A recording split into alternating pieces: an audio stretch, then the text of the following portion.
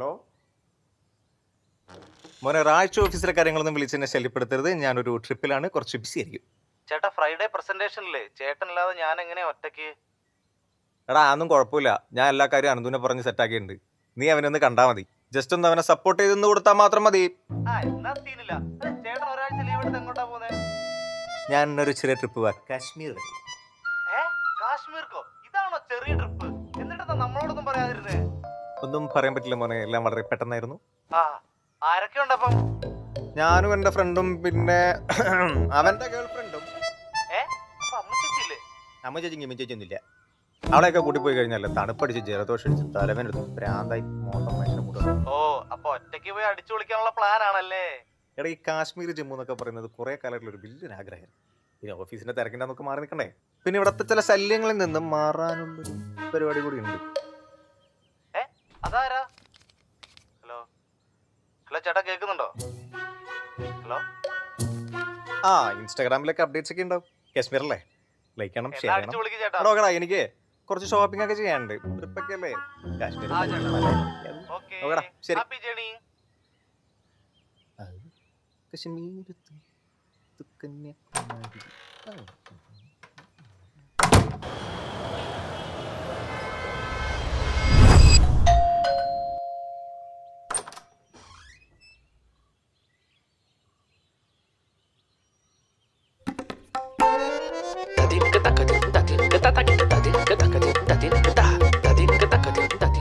പേടിക്കാനൊന്നുമില്ല, ബൈക്കിൽ പോയപ്പോഴേ പത്തി കട്ടൻ ചാടിയതാ.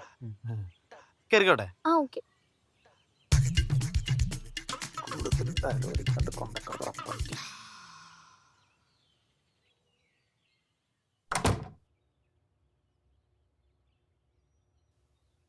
സൂക്ഷിച്ച്.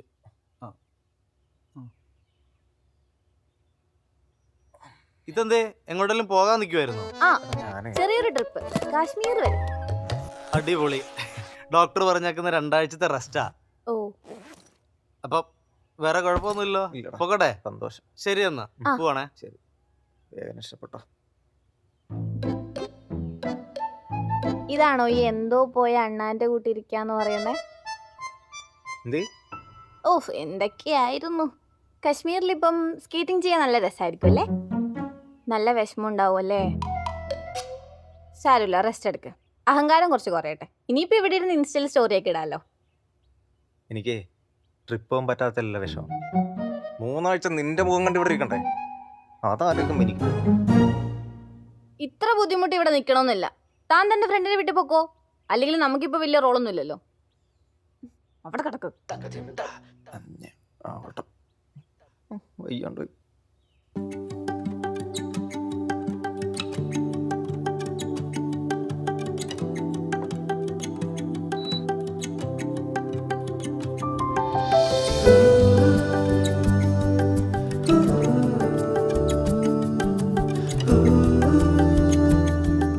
എങ്ങനെയുണ്ട് ഇപ്പൊ? കുഴപ്പമൊന്നുമില്ലല്ലോ. ഞങ്ങളിവിടെ ഡൽഹിയിലെത്തി. ഇവിടെ നല്ല തണുപ്പാ. നീ വിഷമിക്കണ്ട കേട്ടോ, അടുത്ത തവണ നമുക്ക് ഒരുമിച്ച് പോവാം.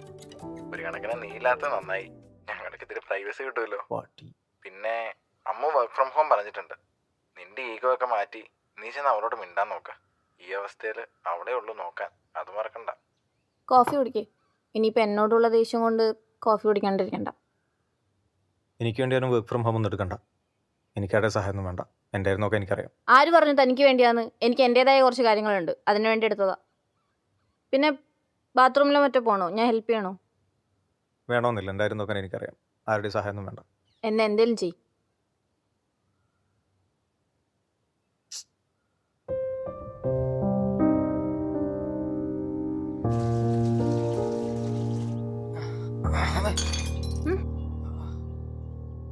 അയ്യോ, ഞാൻ പറഞ്ഞില്ലേ പിടിക്കാന്ന്. ആരോടെ ഈ ദേഷ്യം? ഇത് തന്നിഷ്ടത്തിന് ഓരോന്ന് കാണിച്ചിട്ട് 3 ആഴ്ച എന്നുള്ളത് 3 മാസമായാലും മാറാൻ പോണില്ല കേട്ടോ. വാ, ഞാൻ പിടിക്കാം. എനിക്ക്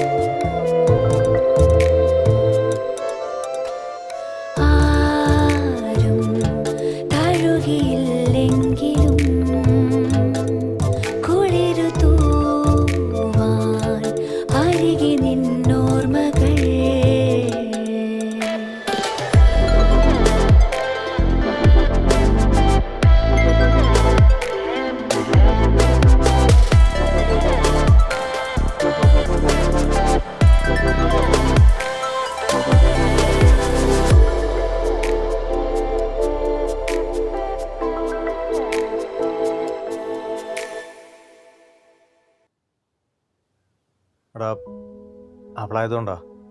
വേറെ ആരെങ്കിലും ആണെങ്കിൽ എന്നെ എപ്പോൾ ഇട്ടിട്ട് പോയാലെന്നറിയോ? എനിക്കും പോയി മിണ്ടണം എന്നൊക്കെ ഉണ്ട്, പക്ഷെ നിനക്ക് അവളുടെ സ്വഭാവം അറിയില്ലേ. എന്തേലും പറഞ്ഞാൽ ആട്ടി ഓടിക്കും. എന്റെ പൊന്നടാ, നിന്റെ അടുത്തായിട്ടും വൃത്തിയായിട്ട് ഈഗോയൊക്കെയാണ് പ്രശ്നം. കിട്ടാനുള്ളത് കൈയോടെ മേടിച്ചു. നീ ഒന്നും ആലോചിക്കണ്ട, പോയി മിണ്ടാൻ നോക്ക്. നിന്റെ വായിലെ വാക്കിന്റെ തന്നെ അറിയാലോ നിനക്ക്. നോക്കട്ടെ, ഞാൻ വിളിക്കടാ. അവൻ എങ്ങനെയുണ്ട് ഇപ്പോ? അല്ല നീ മിണ്ടിയോ? എൻ്റെ പൊന്നി ചേച്ചി, കുഞ്ഞു കുട്ടികൾ ഇവനെ കാട്ടിയും ഭേദമാണ്. അവൻ്റെ വാശിയാ സഹിക്കാൻ പറ്റാത്തത്. എന്തായാലും ഇപ്രാവശ്യം ഞാനായിട്ട് മിണ്ടാനൊന്നും പോണില്ല. എന്നാലും ഇത്രയും ദിവസം നീ എങ്ങനെ അവനോട് മിണ്ടാതിരുന്നടി? ആ കിടപ്പ് കാണുമ്പോൾ പാവം തോന്നി. ഒരു പൊട്ടനാ. പക്ഷെ നമ്മൾ എല്ലാ പ്രാവശ്യം താന്നോടുത്താലേ ശരിയാവില്ല. ഒരു കാര്യമില്ലാത്ത കാര്യത്തിന് അവൻ ഈ ഷോയൊക്കെ ഇട്ട് നിൽക്കുന്നേ. സ്വയം മനസ്സിലാക്കി വരുന്നുണ്ടേ വരട്ടെ, നോക്കാം. നിന്റെ ഇഷ്ടം പോലെ ചെയ്.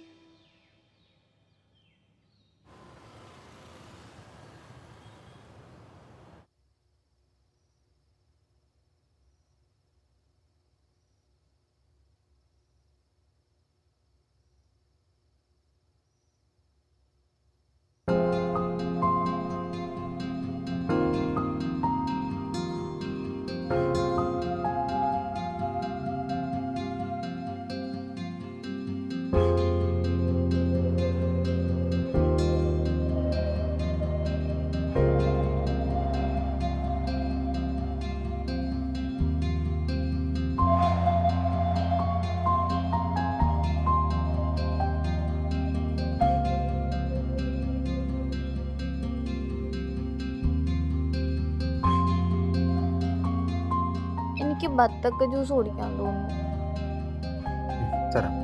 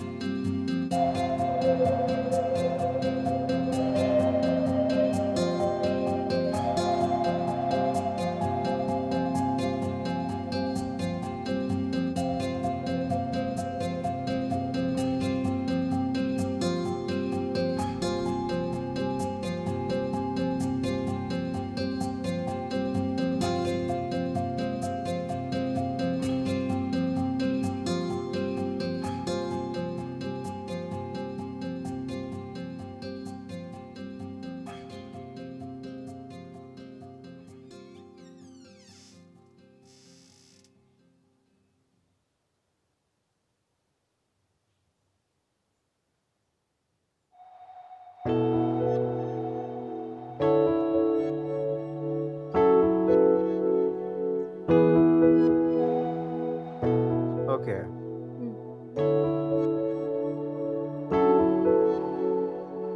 നമുക്കൊന്ന് പുറത്തേക്ക് പോവാം. അല്ല, കുറെ ദിവസമായില്ലേ ഇവിടെ തന്നെ ഇങ്ങനെ ഇരിക്കുന്നേ. നമുക്കൊന്ന് പുറത്തോട്ട് ഇറങ്ങിയാലോ?